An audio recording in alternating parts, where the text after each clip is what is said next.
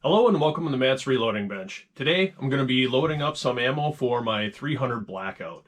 And what I'm going to be using is CFEBLK, CCI 450 Magnum small rifle primers, and 150 grain boat-tailed Spitzers that I got off of Midway under their Factory Seconds program. In this video I'm going to be using all brand new Starline brass, never fired. With that being the case, I really don't have to do a lot for brass prep. All I need to do is size it, clean it, trim it, and deburr it, and then I'm ready to load. So this is what I'm going to be using for my case lube. I'm going to be using Hornady One Shot, and it's real easy to use. Just shake it up a little bit, and spray it on quite liberally. You don't want to go too light because if you do, you might end up getting a stuck case. So make sure that you have enough lube on there.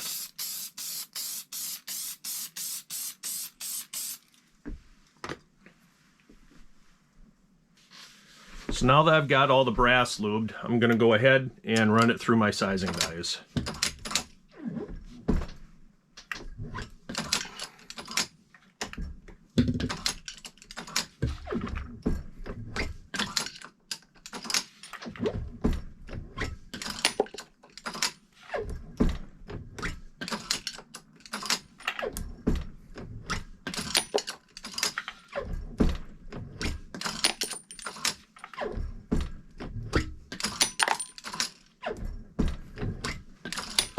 So once I have all my brass resized, then I will go ahead and clean it in my tumbler.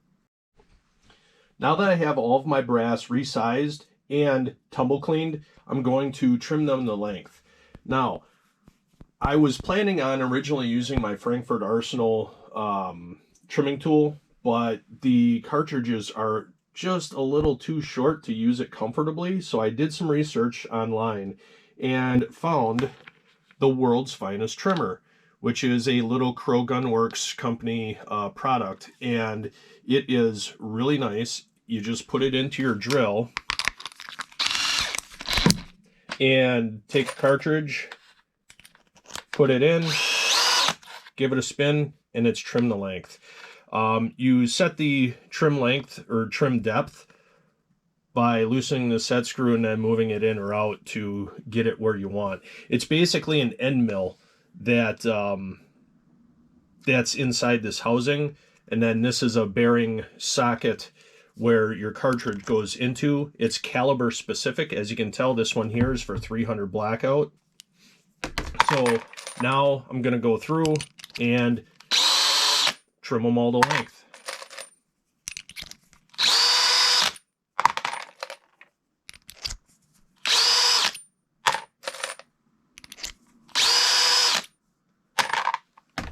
So I've got my Lee ACP press set up for priming all of my 300 Blackout cases.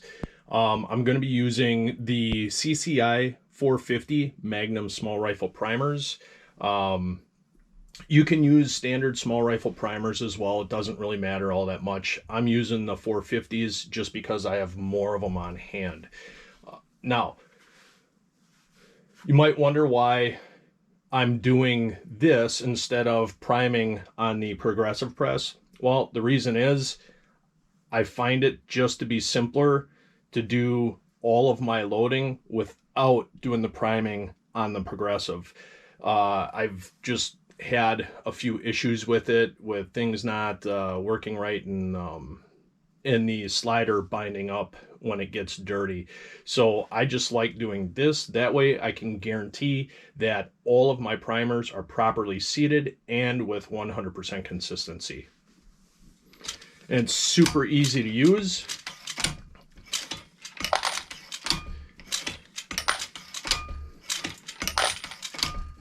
As you can see.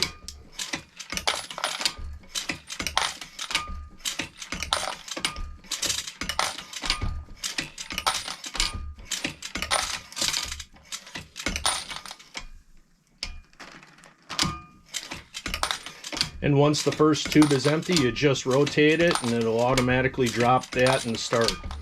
So I will go ahead and prime all of my brass, and once I am done, we will set up the progressive press and get loading. In front of me, I've got my 300 Blackout. It is a Seekins Precision lower that I built with a blank and a lower parts kit from Seekins. The upper is a Bear Creek Arsenal 300 Blackout upper. The only thing that I've changed on this rifle is I swapped out the gas block for an adjustable gas block because I'm going to be shooting it suppressed.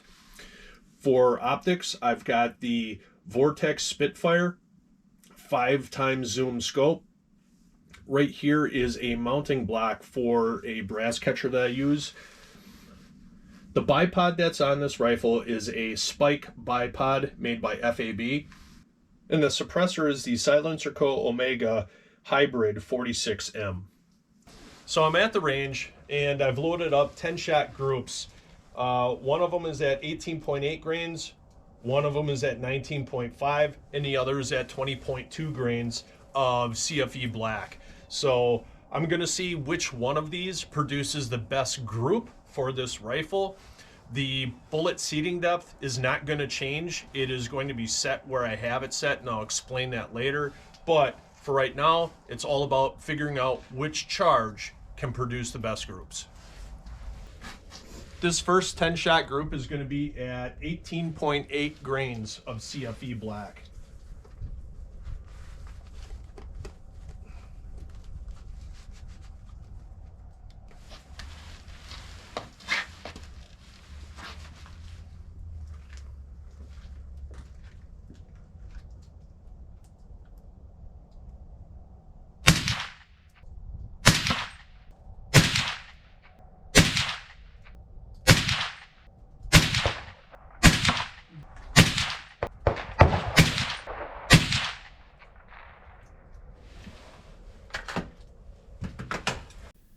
At 18.8 grains, this 10-shot group is at 2.19 MOA with a mean radius of 0.64 MOA. This 10-shot group is going to be at 19.5 grains of CFE black.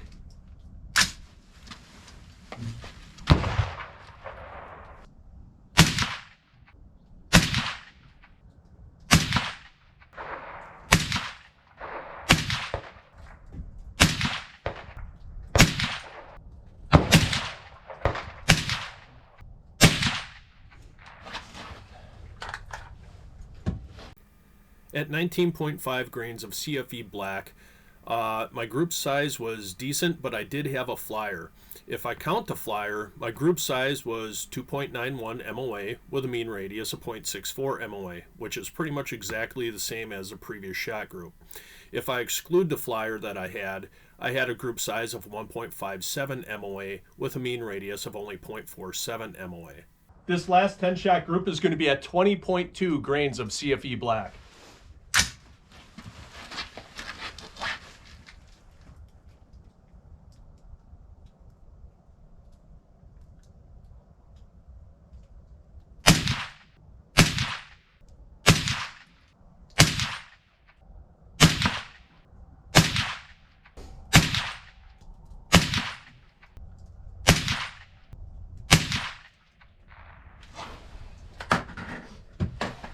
All right, so I think the results are looking pretty interesting from back here. I'll go get the target, take it home, analyze the group sizes, and see which one has the tightest group. And whichever one does, that's what I'm going to use, and I will set up my press to do so. So stick around, and we'll see how it turns out. At 20.2 grains of CFE black, I'm pretty happy with how the group turned out. It's not the best, but it's not the worst, but it's glitch free, and I can go with 100% confidence that this is going to be repeatable. The group size overall was 1.78 MOA with a mean radius of 0.59 MOA. Now that I've got all my brass primed and ready to go, I can start the loading process. I've already got my powder drop set up at 20.2 grains of CFE black, and I've got my bullet seater set up where it's going to seat the bullet where the case mouth meets the cantilever on this bullet. And then after that, I'll be using a Lee factory crimp die to finish it off. The reason that I like using this specifically and especially for AR applications is I like to be able to crimp that case mouth into the cannular because it's a semi-auto rifle, and the function of the action ramming the cartridge forward into the chamber, if it's not crimped well, the bullet can actually start to come out of the case mouth a little bit, which is essentially going to change your pressures on when it's fired. So that is why I like to lock that sucker in place, and it can't go forward and it can't go backwards when it's done properly. How I've got this set up, my first usable station is going to be in the 3rd position. So I can go ahead and get 2 pieces of brass going, and then on my 3rd one now, I can go ahead and do it full strokes on the ram. So every time I have to put in a bullet and a piece of brass.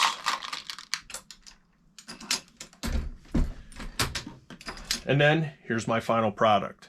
Now I'm quite sure that you can see I've got a mar on the bullet here from the bullet seating stem. I don't know if it's because these are soft bullets or what. They are the factory seconds through Midway USA. I've done load development already with them like this, and I have had 0 issues. Actually, my results have been quite impressive. So I'm not too worried about it. It doesn't really change the shape of the bullet at all, and it definitely does not affect its ability to go down range accurately. So now that I've got this all set up, I can go ahead and just keep going until everything is all loaded up.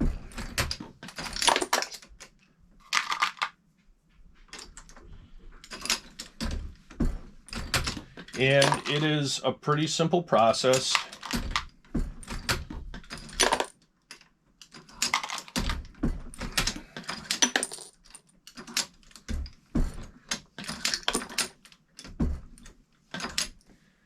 And there you have it, a completed round. With this Hornady AP press, it really makes doing high volume stuff, especially for pistol or AR, really fast and really simple. Now I could speed up my process even more if I had a brass feeding system and a bullet feeding die. I do not have either one of those, so this is what I have available to me, and I have no complaints with this setup. I really love it, and if anybody else out there has this setup, let me know. What do you think? I hope that this video was helpful to anybody out there that's getting into the realm of reloading 300 Blackout. If you have any questions or comments, please let me know in the comment section down below, and please like my channel, give it that thumbs up, and make sure that you subscribe so that you can get notification of when future videos do come out. And until next time, shoot straight and be safe.